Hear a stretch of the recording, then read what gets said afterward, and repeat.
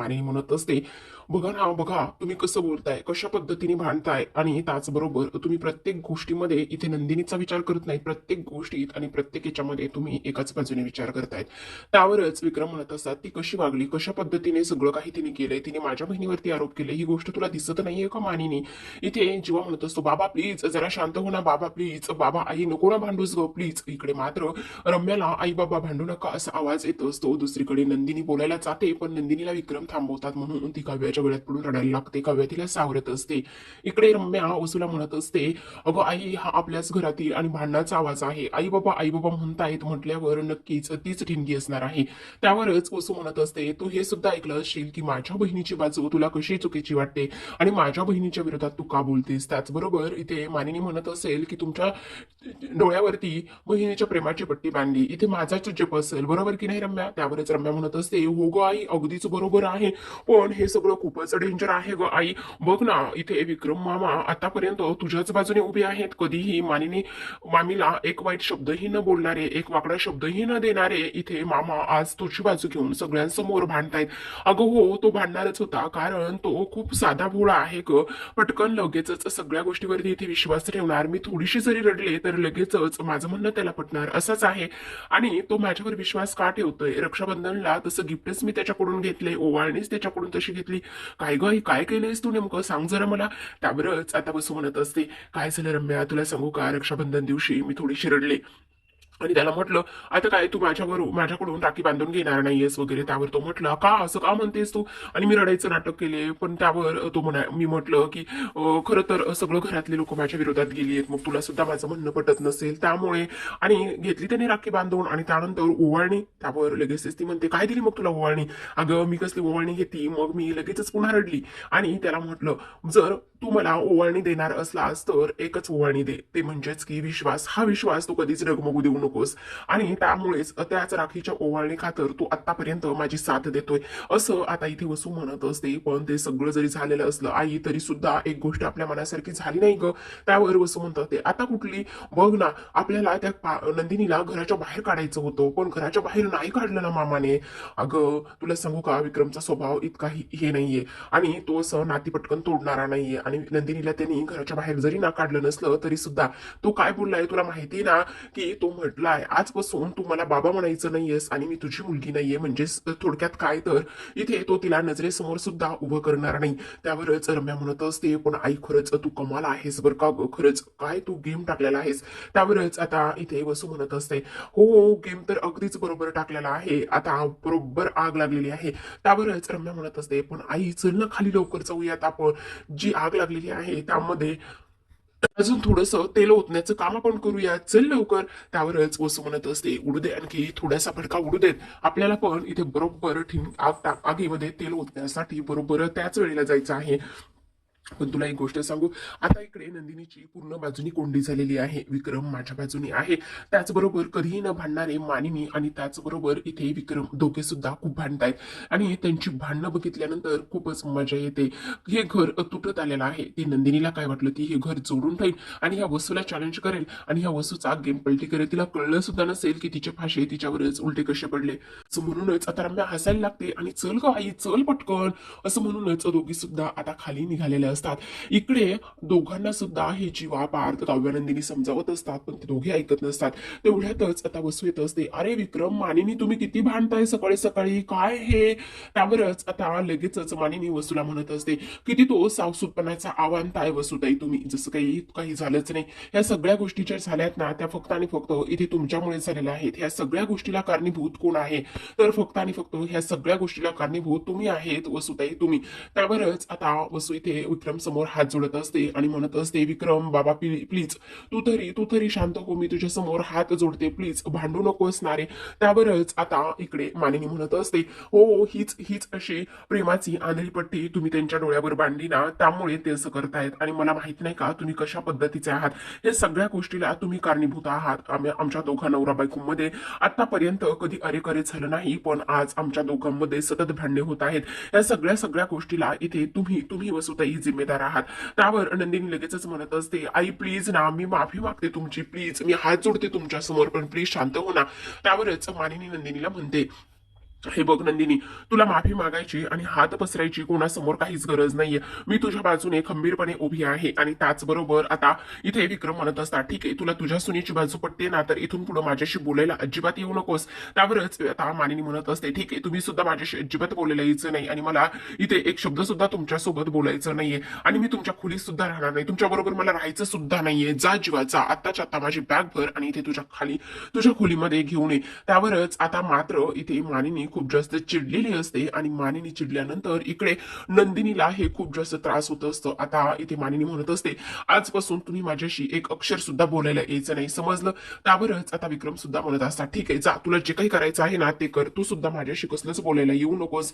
आता लगेचच इथे हे सगळं होत असताना मानिनीला चक्कर येते.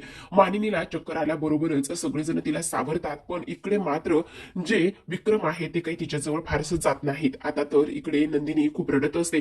काव्या तिला असं हतबल झालेलं पाहत असते. ती तिच्या इथे गळ्यात पडूनच रडायला सुरुवात करते. त्यावरच आता काव्या तिला म्हणते, हे बघ ताई प्लीज रडू नकोस, या सगळ्या गोष्टीचा तू स्वतःला त्रास करून घेऊ नकोस ताई, चल लवकर आपण इथून जाऊया, चल तू आराम कर, चल तुला थोडीशी आरामाची गरज आहे. असं म्हणूनच आता काव्य तिला खोलीमध्ये घेऊन जात असते.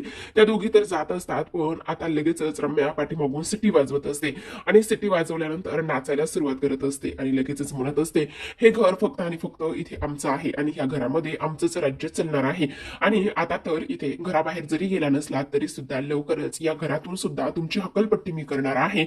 असंच आता इथे रम्या त्या दोघींना म्हणत असते. काव्याला खरं तर तिचा खूप राग येतो.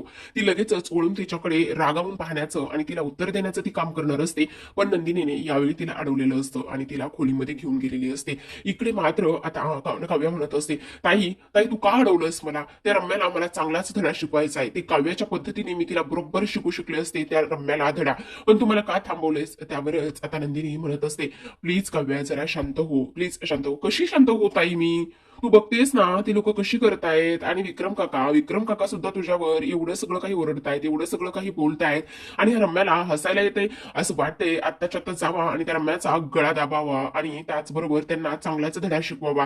त्यावरच आता नंदिनी तिला समजवते आणि म्हणत असते, काव्या प्लीज शांत हो, मला कळते तुझी चिडचिड आणि त्याचबरोबर तुला होणारा त्रास सुद्धा सगळं काही कळतोय, पण प्रत्येक वेळी रागवलेल्या माणसाला रागानेच उत्तर देणं गरजेचं नाहीये ना.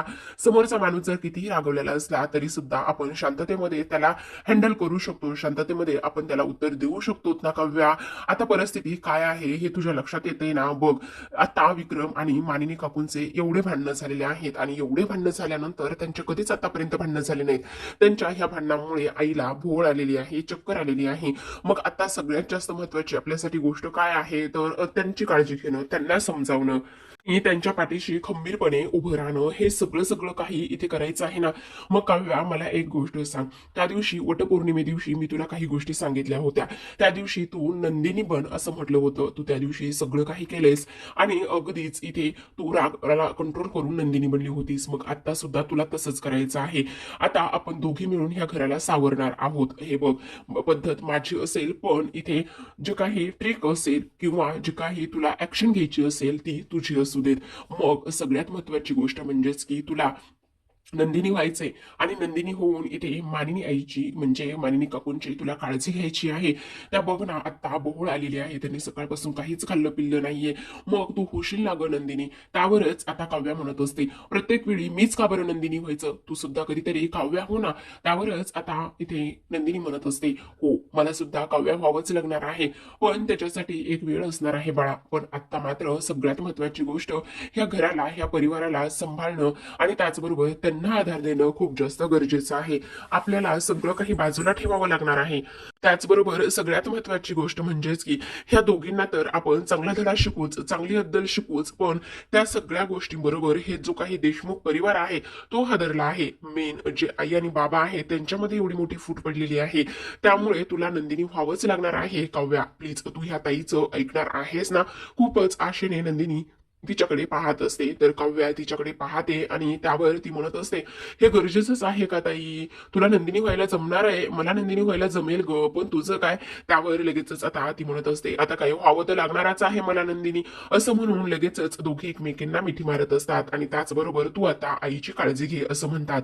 इकडे वसू मुद्दामच मानिनीच्या बाजूला जाऊन बसलेली असते आणि तोंड चोपडेपणा करण्याचं काम करते. म्हणत असते, बघ हे बघ वसू, हे बघ मानिनी, प्लीज उगाचच माझ्यामुळे स्वतःला त्रास करून घेऊ नकोस आणि दे ना ग राग तो सोडून. प्लीज तुझ्या तब्येतीवर परिणाम होईल ग मानिनी. प्लीज जरा स्वतःची काळजी घे. त्यासोबत सकाळपासून तू काहीच खाल्लं नसतील ग मानिनी. मी तुझ्यासाठी ज्यूस सरबत वगैरे काही घेऊन येऊ का? हो तर बाई मी तुझी माफी मागते. पण इकडे विक्रम म्हणत असतात, अगं मानिनी तुझ्यासोबत ताई काहीतरी बोलते, तिला काहीतरी रिस्पॉन्स दे, काहीतरी रिप्लाय दे. पण इकडे मानिनी साधा नजर फिरवून सुद्धा वसुगट बघत नसते.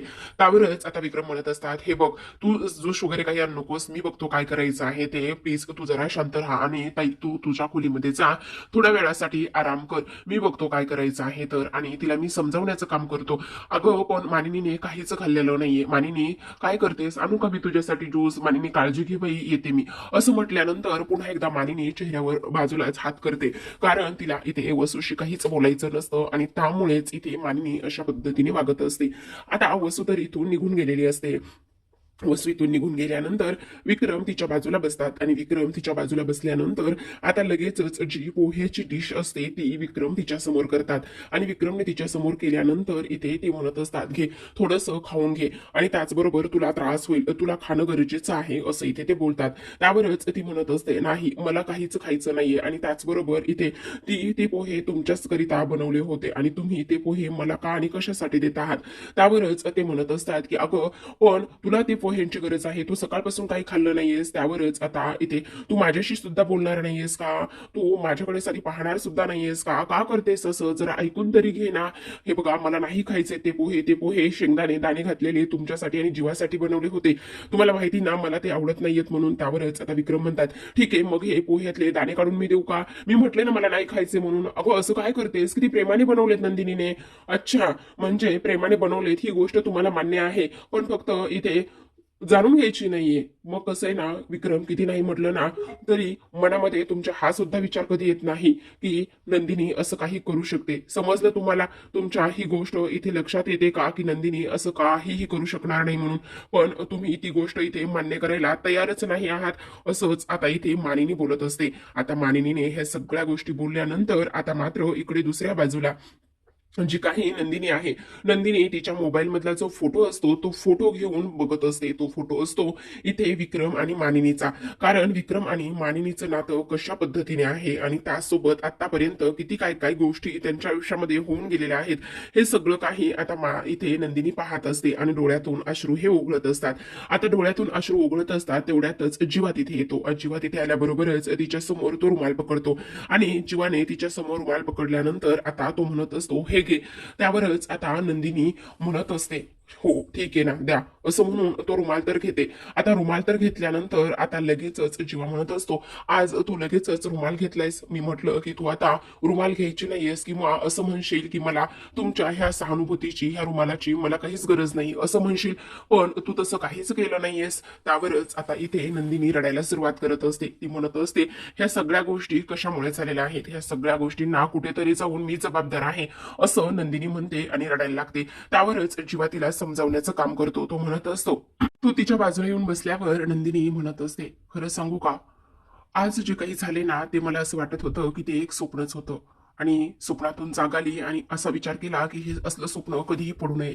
एक तो काळ होता, आई बाबा एकमेकांशिवाय राहू शकत नव्हते आणि आज हा एक काळ आहे की आज ते दोघं एकमेकांशी एवढे भांडत आहेत. त्याचबरोबर आता जेव्हा म्हणत असतो ही रियालिटी आहे, तू नको काळजी करू, सगळं व्यवस्थित होईल.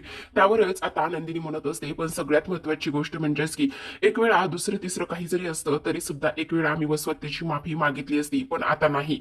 आता इकडे लगेचच नंदिनीच्या गालावरती एक तिच्याच पापणीचा केस असतो आणि जीवा त्याच्याकडे पाहतो आणि लगेचच तो तिच्या गालाला हात लावण्याचा प्रयत्न करत असतो आणि नंदिनी त्याच्याकडे टकलावून पाहते, विचारते काय झाले. त्यावरच आता जीवा म्हणत असतो, प्लीज जरा थांब जरा, असं म्हणून तो गालावरचा केस काढून घेतो आणि गालावरचा केस काढल्यानंतर नंदिनी विचारते काय आहे सांगा तर. असं म्हणूनच आता तो केस जो आहे तो तिच्या हातावरती जीवा ठेवत असतो. असं म्हणूनच तो तिच्या हातावरती केस ठेवतो आणि एक काम कर, डोळे बंद कर, डोळे बंद कर नंदिनी. आता नंदिनी लगेचच जीवाने सांगितल्यामुळे डोळे बंद करण्याचा प्रयत्न करते. जो असा मनगटावरती केस ठेवला होता तो आता डोळ्यांच्या जवळ घेऊन जाते चेहऱ्याच्या आणि डोळे बंद करत असते आणि तो म्हणत असतो, आता डोळे बंद केलेस ना, मग आता एक विश माग. असं म्हणूनच आता इथे ती लगेचच डोळे बंद करून एक विश मागत असते आणि इथे सॉन्ग प्ले झालेलं असतं, लग्नानंतर होईलच प्रेम म्हणून. तर आता इकडे मागितलीस ना विश, बघ ही गोष्ट तू कधीच विसरू नकोस की तू नंदिनी आहेस, कळलं तुला? आता इकडे नंदिनी विचार करत असते, ते सगळं काही खरं आहे जीवा, पण एक गोष्ट मात्र सगळ्यात महत्वाची आहे आणि ती म्हणजेच की आई बाबांचं हे भांडण आणि त्यांच्या नात्यामध्ये आलेला दुरावा हा मला सहन होत नाही. त्यावरच हे जो काही परिवार आहे त्यावरच आता जीवा म्हणत असतो, तू नको काळजी करूस. जीवा म्हणत असतो, काही गोष्टी आपल्या हातामध्ये नसतात. तुला माहितीये का, आपलं लग्न सुद्धा होणार नव्हतं, पण तरी सुद्धा आपलं लग्न झालंच की नाही. आता जे घडतंय ते घडणारच होतं असा विचार तू सोडून दे, करायचा सोडून दे. आणि आणखी एक गोष्ट लक्षात ठेव, तू इथे ह्या तुझ्या लढाईमध्ये एकटी आहेस असं कधीच समजू नकोस नंदिनी. तू काळजी करू नकोस, अख्खं देशमुख कुटुंब तुझ्या पाठीशी आहे. त्यावरच नंदिनी म्हणते, पण बाबांचं काय? नको काळजी करूस, ते सुद्धा नक्की तुझ्या पाठीशी खंबीरपणे उभे राहतील. वाईट तर ह्याच गोष्टीचं वाटतंय की बाबांनी तुला आईच्या खोलीमध्ये जाण्यापासून थांबवलं आहे. पण नंदिनी म्हणत असते, हरकत नाही, आईची मी जरी काळजी घेऊ शकले नाही तरी सुद्धा आता त्यांच्याजवळ आहे कोणीतरी त्यांची काळजी घेण्यासाठी. असं म्हणता क्षणी आता जीवा म्हणत असतो, कोण आहे असं तिची काळजी घेण्यासाठी?